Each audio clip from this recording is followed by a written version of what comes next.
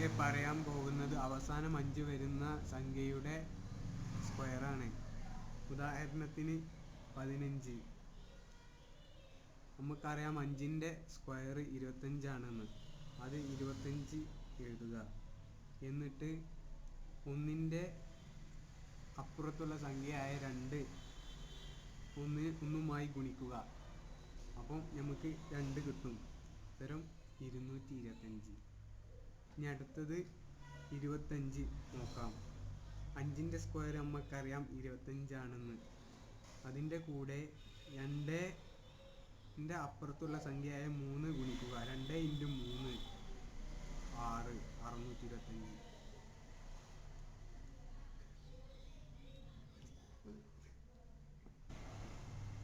ഇനി നമുക്ക് 55ൻ്റെ നോക്കാം. 5ൻ്റെ സ്ക്വയർ നമുക്കറിയാം 25. 5ൻ്റെ കൂടെ 6 ഗുണിക്കുക. അപ്പം 6 × 5 30. ഉത്തരം